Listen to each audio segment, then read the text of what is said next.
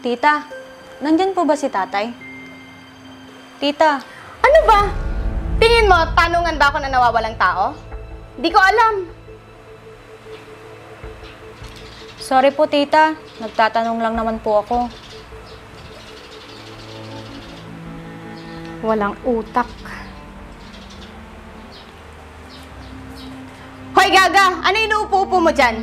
Laban mo nga tong damit ko? Sige po tita.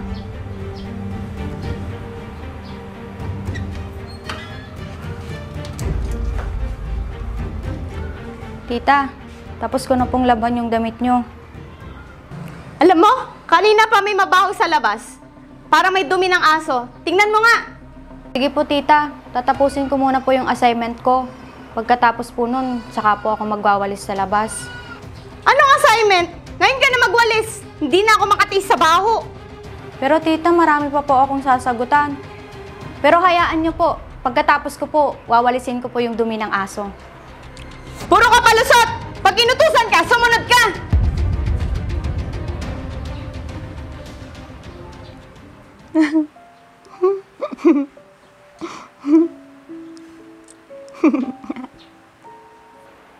Tita, tapos na po ako. Pasok muna po ako sa kwarto, gagawin ko lang po yung assignment ko. Teka lang. Kuha mo muna ako ng tubig. Tita, pwedeng kayo na lang po. Madami po kasi talaga akong gagawin na assignment. Bukas na po kasi yung deadline. Lintik! Ang tamad mo ha! Gusto mo ibato ko sa itong cellphone? Sige po, tita.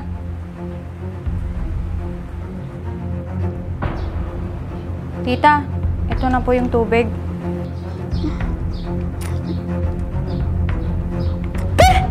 Ba't ganito lasa nito? Saan mo kinuha to? Naubos na po kasi yung mineral natin, tita. Kaya sa faucet na lang po ako kumuha. Punyeta ka talaga? Gusto mo ba sumakit yung tiyan ko? Pasensya na po, tita. Oh, ito! Yan ang nababangis sa'yo!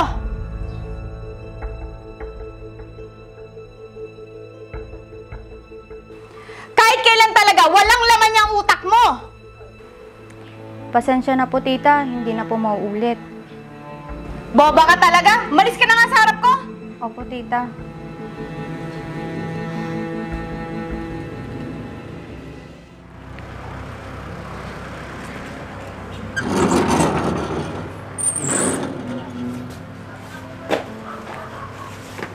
Mano po, tay? Oh, kumusta yung practice nyo, yung mga kaklase mo? Okay naman po. Konti na lang po, mabubuo na namin yung sayaw. Okay, pasok ka muna doon sa loob, magmerinda ka muna doon. Tapusin ko lang to. Ay, tay, nga po pala. Manghihingi po ako ng pera sa inyo. Bakit anak? Saan mo gagamitin? May babayaran po kasi kami sa school. Project po. Mag-aambagan daw po kasi kami. Sige anak, mamaya pagpasok ko doon sa loob. Sige po, tay. Salamat po.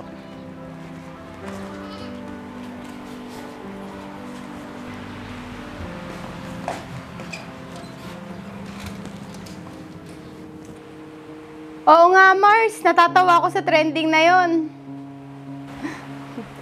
Bless po, tita. Oh, ikaw na maghugas ng mga plato doon sa lababo. Sige po, tita.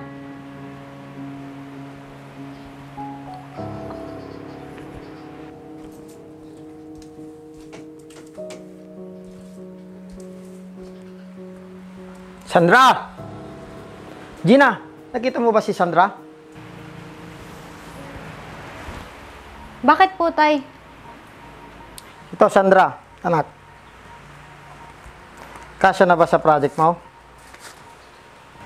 Opo, tay. Sobra pa nga po to eh. Hayaan mo na yung anak, dagdag mo na yung iba sa allowance mo. Sige po, tay. Maraming salamat po dito. Sige anak, alis muna ako. Tumawag kasi si paring Ronald, may kunting salo-salo sa kanila. Paalis na kasi siya. Sige po, tay. Mag-iingat po kayo. Gina, ikaw muna magluto ng hapon natin mamaya ah. Baka kasi hindi ako makauwi kaagad. Diyan naman si Sandra. Ba't hindi na lang siya utusan mo magluto? Ikaw naman, wala ka nang ginagawa dito sa bahay. Pagluluto na nga lang yung gagawin mo. Sige po, tay. Ako na lang po magluluto. Total, tapos ko na rin po yung mga assignment ko. Sige, alis na ako. Gina. Sige po, Tay. Sige po, tita. Ako na lang po magluluto. Mabuti naman at naisipan mo. Sige po, tita. Magluluto na po ako sa kusina. Teka muna. Di ba sobra naman yung binigay sa'yo ni Kuya? Opo, tita. Bakit po? Akin na yung sobra. Teka, tita. Sabi po kasi ni tatay, dagdag po yun sa allowance ko. Anong allowance? Akin na yan. Pero, tita... Amin na yan. Ayan, tag 1,000 tayo. Kasya na siguro yan sa project mo. Tita naman, akin na yan. Akin to. Tita naman, bigay sa akin ni tatay to. Akin to. Bigay na. Tita naman, Akin na. huwag kang Binigay mo na ganyan. sa akin to, di ba? Akin na yan. Akin na. Aray. Anong kaguluhan to? Kuya, ito kasi si Sandra, sinampal ako. Hindi po totoo yun, tay. Bakit mo sinampal yung tita mo, Sandra? Ito kasi si Sandra, kuya, binibigyan ko ng dagdag allowance niya. Bigla niya ako sinampal. Totoo ba yung sinasabi ni tita mo? Hindi po totoo yun, tay. Teka, magpapaliwanag po ako. Anong ipapaliwanag mo? Pumasok ka dun sa kwarto.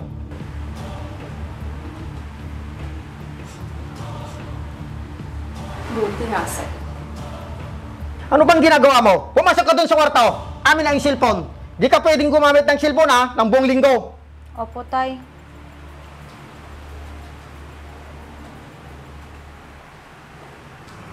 O Gina, alis muna ako ha. Ikaw muna bahala dito. Sige, kuya. Siya nga pala. Ito pala yung allowance ni Sandra. Ikaw na magbigay. Sige, kuya. Ako na bahala magbigay. Sige, alis na ako. Sige, kuya. Ingat ka.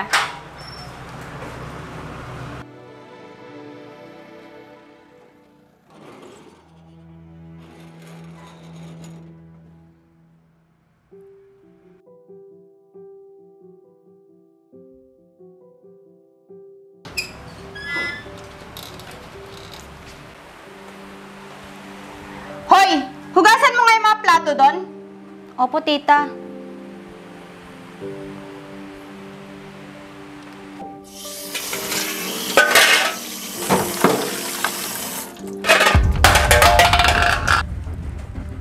Ano yan, Sandra? Nagtatabog ka?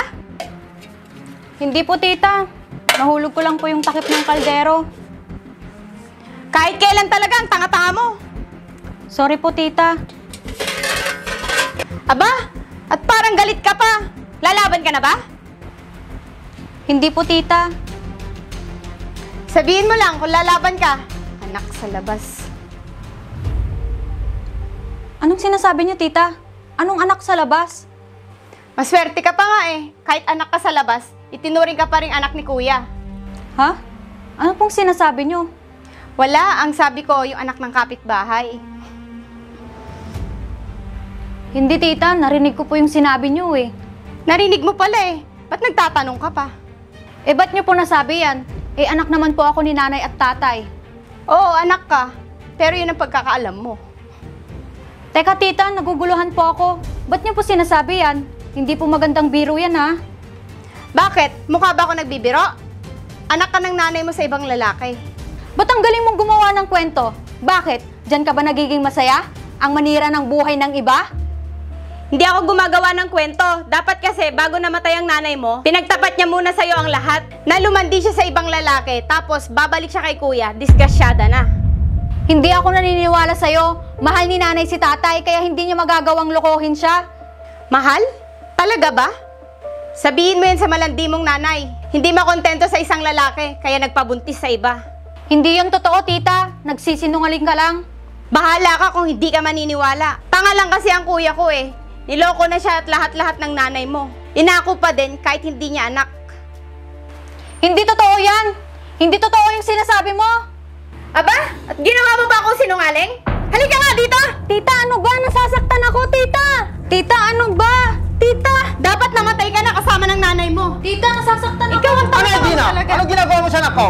Teka kuya, magpapaliwanag ako. Punyeta ka? Totoo pala yung sinasabi ng mga kapitbahay na sinasaktan mo tong anak ko? Hindi kuya. Lumayas ka na dito sa bahay ko! Ayoko nang makita ang pagmumukha mo! Anak, nasaktan ka ba? Ayos lang po ako, tay. Pasensya ka na anak ah. Nagbulag-bulagan ako. Tay, Totoo po ba? Totoong ano? Na hindi niyo po ako anak? Na anak po ako ni nanay sa ibang lalaki? Oo anak, bago kami kasal ng nanay mo noon, nabuntis na siya sa dati niyang nobyo. Mahal ko ang nanay mo, kaya tinanggap ko pa rin siya. Kahit alam kong nabuntis siya sa ibang lalaki. Bakit tay di niyo pinagtapat agad sa akin? Sa tingin niyo ba hindi ko maiintindihan yon? Hindi sa ganun anak. Hindi ko sinabi sa'yo kasi tinuring na rin kitang tunay na anak. Pero dapat sinabi niyo pa rin sa akin, tay. Karapatan ko pa rin malaman ang katotohanan. Oo, alam ko anak. Natakot lang ako. Na baka pag sinabi ko sa'yo, baka mawala ka rin sa akin. Na kagaya ng nanay mo, maaga siyang kinuha sa atin. Tay, hindi ko po yun gagawin dahil mahal ko po kayo. Hanapin ko man ang totoo kong tatay, ikaw pa rin yung pipiliin ko. Dahil kayo yung nagpalaki at nagmahal sa akin. Patawarin mo ako anak. Naunahan ako ng takot, baka mawala ka sa akin. Mahal kita, tay, kahit na hindi ikaw yung tunay kong ama. At nagpapasalamat ako dahil tinuring mo ako na parang isang tunay na anak. Dahil minsan, hindi ko naramdaman na iba yung turing mo sa akin. Oo anak, mahal kasi kita at ang nanay mo.